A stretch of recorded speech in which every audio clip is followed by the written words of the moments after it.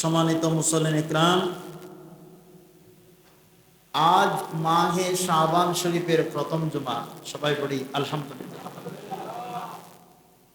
শাবানের কত গুরুত্ব মুসলমানদের জন্য, যারা বুঝেছে তারা কখনো এই শাবানকে মিস করবে না, এই শাবানের কোনো একটা সময় নষ্ট করবে না। সুবহানাল্লাহ।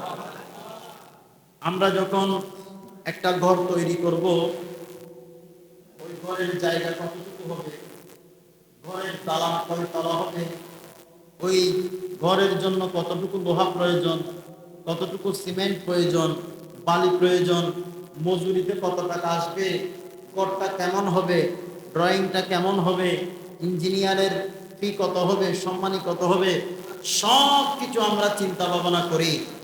আর মাহে শাবান শরীফ হলো আমরা ইন্তেকালের পরে যে ঘরের মধ্যে যাব, ওটা ওই ঘর তৈরি করার জন্য কোনো ইঞ্জিনিয়ারের প্রয়োজন নাই, ওই ঘর তৈরি করার জন্য কোনো ইটবালির প্রয়োজন নাই। গ্রামের খেটে খাওয়া মানুষরা, গ্রামের নওজোয়ান ভাইয়েরা আপনার ইন্তেকালের খবর শুনে কবরস্থানের মধ্যে চলে আসে, দা কোদাল নিয়ে চলে আসে, কবর তৈরি করে, ঘর তৈরি করে সুন্দরভাবে তারা যতটুকু জানে ততটুকুর মধ্যে সুন্দর একটা ঘর তৈরি করে আপনাকে দাফন করার জন্য। শাবান শরীফ হলো ওই অন্ধকার কবরকে আলোকিত করার জন্য, ওই অন্ধকার ঘরকে সওয়াবের নূর দিয়ে, নেকির নূর দিয়ে আলোকিত করার প্রস্তুতি গ্রহণ করার একটা মাস হলো মাহে শাবান। সুরে পড়ে সুবহানাল্লাহ। আল্লাহ আমাদেরকে বুঝার তৌফিক দান করুন। আমরা হেলায় খেলায় সময় কাটানোর, সময় নষ্ট করার কোনো সুযোগ, আল্লাহ আমাদেরকে বুঝার তৌফিক দান করুন। সালাতুন ইয়া রাসূলুল্লাহ আলাইকুম, अर्श हक है मसनद रिफात रसूलुल्लाह की, देखनी है हश्र में इज्जत रसूलुल्लाह की। सलात ने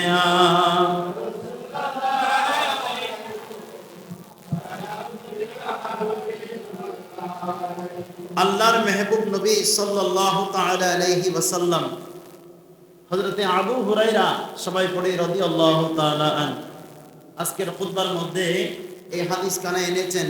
হযরতে আবু হুরায়রা রাদিয়াল্লাহু তাআলা আনহু উনি বলে, আন্নাহু ক্বাল সামি'তু রাসূলুল্লাহি, সবাই পড়ি সাল্লাল্লাহু আলাইহি ওয়াসাল্লাম, ইয়াকুলু ফি খুতবাতিহি নাকু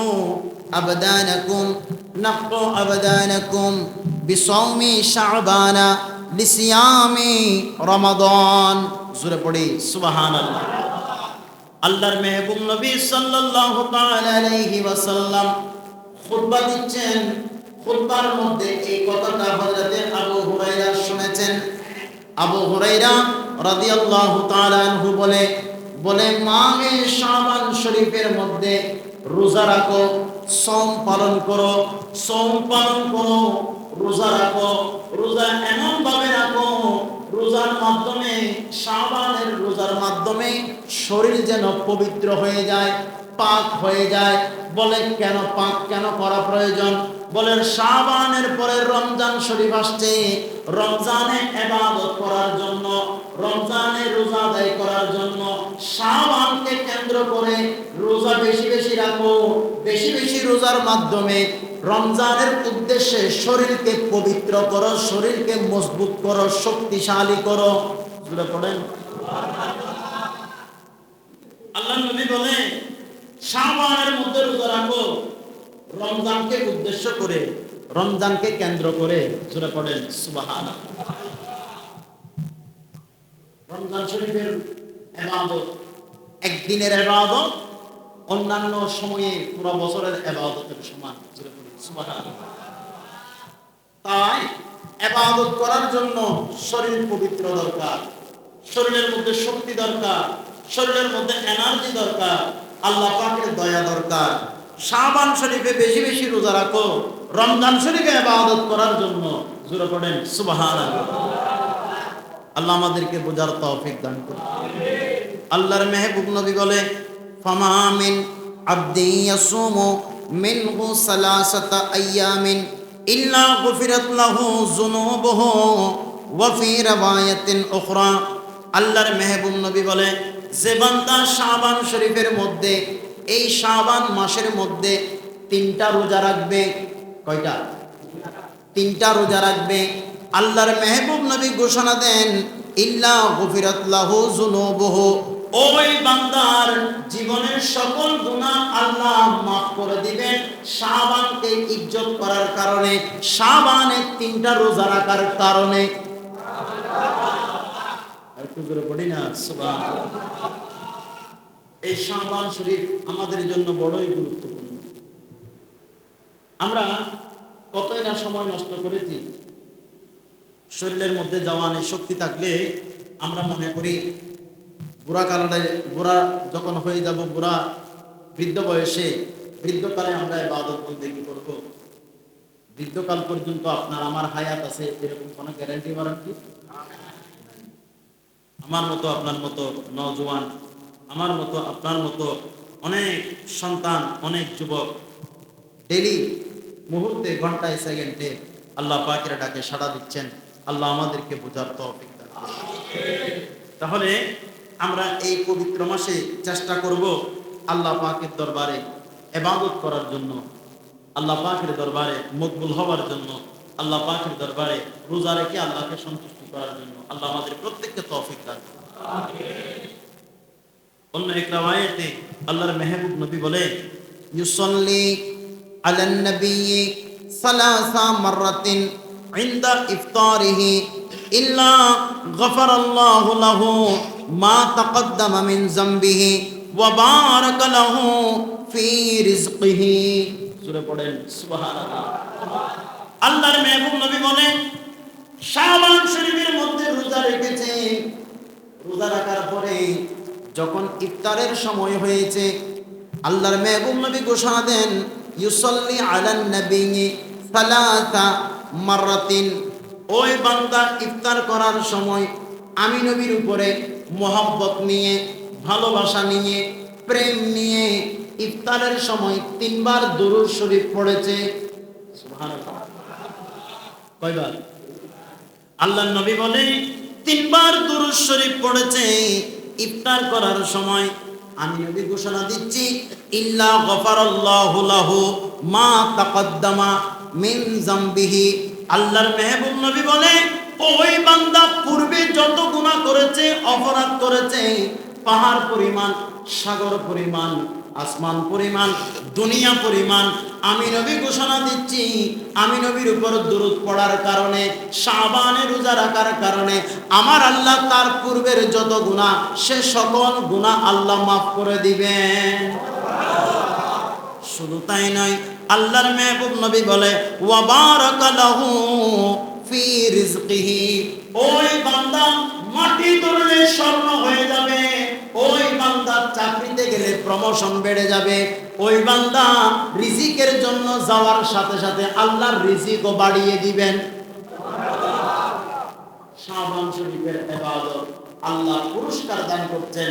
আমার নবী ঘোষণা দিচ্ছেন উম্মত রোজা রাখো, আল্লাহর দরবারে সিজদা করো, আল্লাহকে রাজি করো, আমি নবীর উপর দরুদ পড়ো। আমি নবী ঘোষণা দিচ্ছি আল্লাহ রিজিকও বাড়িয়ে দিবেন, গুনাহও মাফ করে দিবেন। আল্লাহ আমাদেরকে বোঝার তৌফিক দান করুন।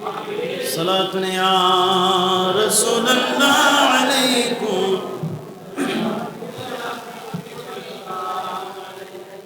আরেকটি হাদিস আল্লাহর মেহবুব নবী সাল্লাল্লাহু তাআলা আলাইহি ওয়াসাল্লাম ওয়া আন উসামা ইবনে যায়েদ রাদিয়াল্লাহু তাআলা, হযরত উসামা বিন যায়েদ রাদিয়াল্লাহু তাআলা আনহু হাদিস বর্ণনা করেন কুলতু ইয়া রাসূলুল্লাহ, উনি বলে আমি আল্লাহর নবীকে জিজ্ঞেস করলাম, আমি আল্লাহর নবীকে বললাম ইয়া রাসূলুল্লাহ লাম আরাকা, আমি তো আপনাকে দেখি নাই, তাসুমু মিন শাহরি আকসার মা তাসুমু মিন শাবান, ইয়া রাসূলুল্লাহ অন্যান্য মাসের মধ্যে আপনাকে এত রোজা রাখতে আমি দেখি নাই যত রোজা আপনি শাবানের মধ্যে রাখেন।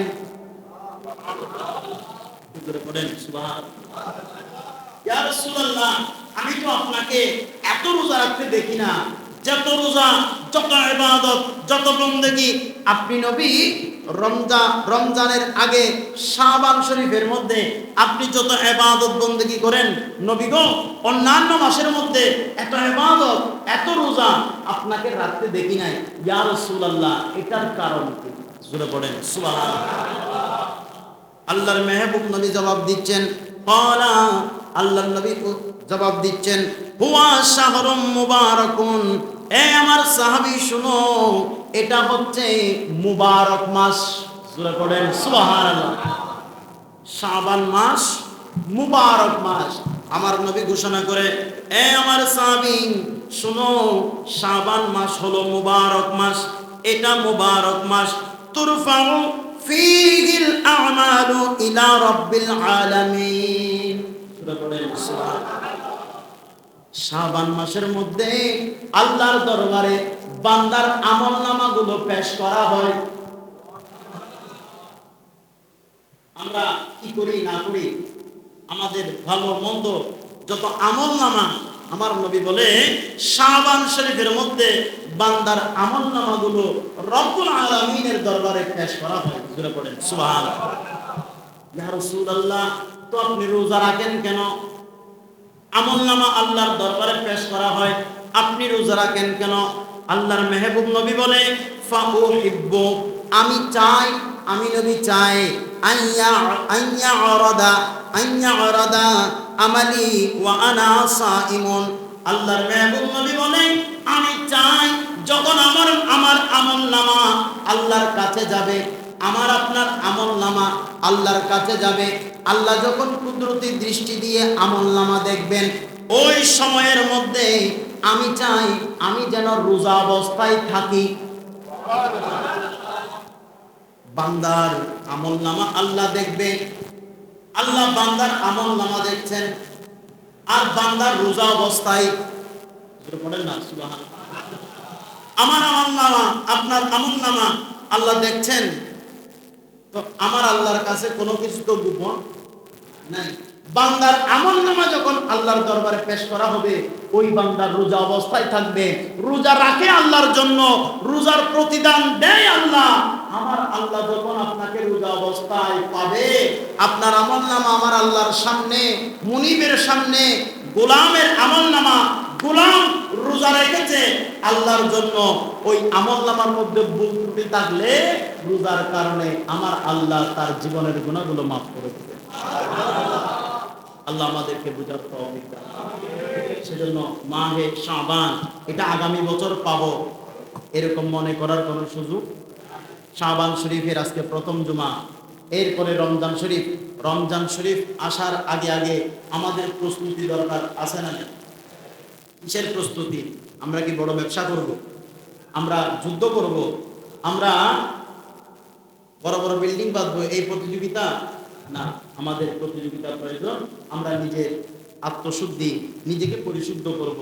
নিজের এন্তেকালের পরে যে ঘরের মধ্যে যাব, ওই ঘরটা কিভাবে হবে, কেমন হবে, কি অবস্থায় থাকবো, নাই জানালা, নাই দরজা, নাই মা বাবা, নাই সন্তান সন্ততি, দুনিয়ার কাউকে পাওয়া যাবে না।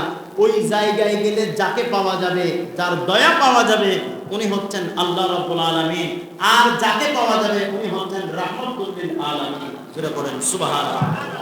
সুতরাং নবীকে পেতে হলে, আল্লাহকে খুশি করতে হলে, রাজি করতে হলে আমাদের ইবাদতের দরকার আছে না? সময় আমরা অনেক কাটিয়েছি খেলায় খেলায়, বিভিন্ন ধরনের গল্প গুজবে। আল্লাহ পাক রব্বুল আলামিনের দরবারে ফরিয়াদ করি, আল্লাহ আমাদেরকে যথাযথ ইবাদত করার তৌফিক দান। আল্লাহ পাক আমাদেরকে রব্বুল আলামিনের মকবুল বান্দা হওয়ার তৌফিক দান করুন। সালাতুন ইয়া রাসূলুল্লাহ আলাইকুম।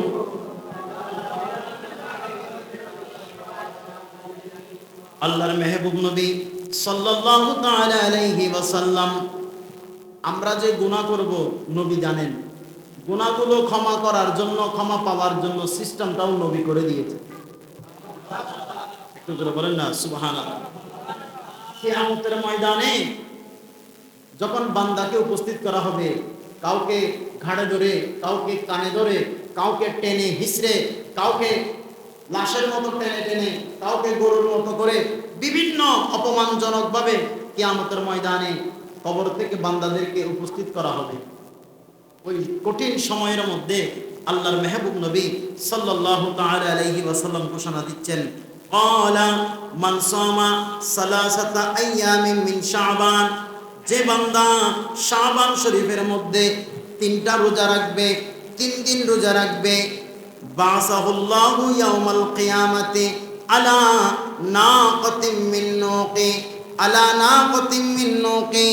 আল্লাহর মেহবুব নবী ঘোষণা দিচ্ছেন, আলা আলা নাকাতিম মিন নুকিল জান্নাহ, বান্দা যখন কিয়ামতের ময়দানে মুসিবতের মধ্যে থাকবে, কষ্টের মধ্যে থাকবে, ঘাড় ধরে ফেরেশতারা তুলবে, বিভিন্ন অপমানজনকভাবে বান্দাকে কবর থেকে তোলা হবে, কিয়ামতের ময়দানে উপস্থিত করা হবে। যে বান্দা শাবান শরীফের 3টা রোজা রাখবে, শাবানকে ইজ্জত করবে, শাবানকে সম্মান করবে, কদর করবে, রব্বুল আলামিনের দরবারে রুকু করবে, সিজদা করবে, আমি নবীর উপর বেশি বেশি দুরূদ শরীফ পড়বে, ইফতার করবে, সাহারি করবে, তাহাজ্জুদ গুজারি করবে, আমি নবী ঘোষণা দিচ্ছি ওই বান্দার জন্য পুরস্কার হলো বাসাহুল্লাহু ইয়াউমাল কিয়ামা আলা নাকাতিম মিন নুকিল জান্নাহ। সবাইকে অপমান অবস্থায় উপস্থিত করা হবে, কিন্তু শাবান শরীফের মধ্যে যে বান্দা 3টা রোজা রাখবে, শাবানকে ইজ্জত করবে, ওই বান্দাকে আল্লাহ রাব্বুল আলামিন জান্নাতের উটের উপর আরোহণ করিয়ে উপস্থিত করবেন। আল্লাহ আমাদেরকে বোঝার তৌফিক দান। আমাদের শরীরে এখনো শক্তি আছে, এমন অনেক আল্লাহর বান্দা আছে যারা ঘন্টার পর ঘন্টা 1 ফোঁটা পানি বলে খেতে হয়, বড় বড় রোগের কারণে, বড় বড় সমস্যার কারণে। আল্লাহ তো আমাদেরকে এখনো সুস্থ রেখেছেন, আমরা চাইলে তো ইবাদত করতে পারি, ঠিক কিনা? আমরা চাইলে আল্লাহ পাকের দরবারে ইবাদত করতে পারি। আমাদের শরীর সুস্থ রেখেছেন কে? আল্লাহ।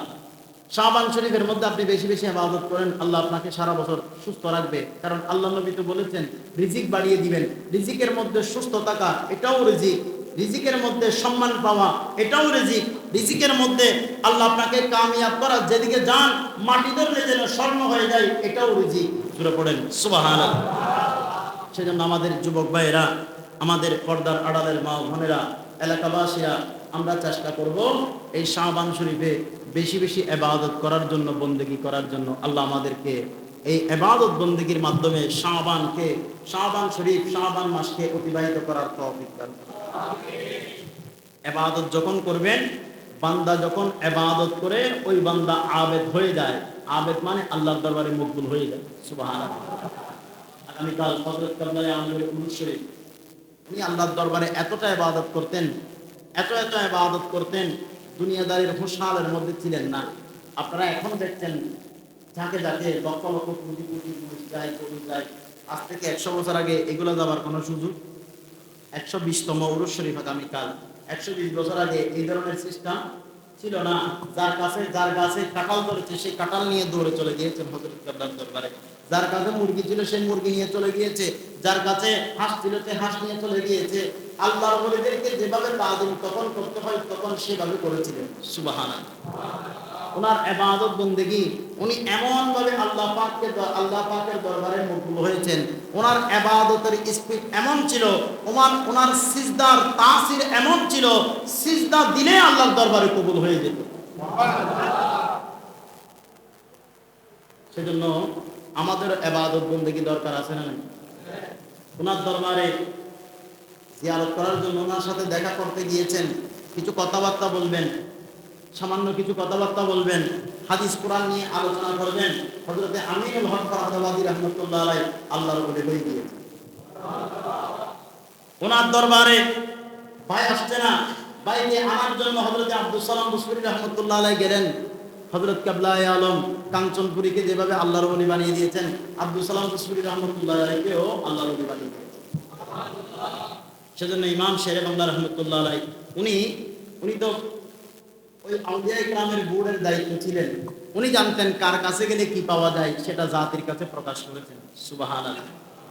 মামলার জন্য শাহ আমানত পাশের জন্য মিসকিন, ধনের জন্য গরিবুল্লাহ শাহ, শেফার জন্য মোহসেন, মামলার জন্য শাহ আমানত, পাশের জন্য মিসকিন, ধনের জন্য গরিবুল্লাহ শাহ, শেফার জন্য মোহসেন। গৌসে ভান্ডারি বানাবেন কামেল আউলিয়া, গৌসে ভান্ডারি বানাবেন কামেল আউলিয়া, অসাধন করলেন শেরে বাংলা, বেলায়তের প্রমাণ দিলেন শেরে বাংলা। সালাত নিয়া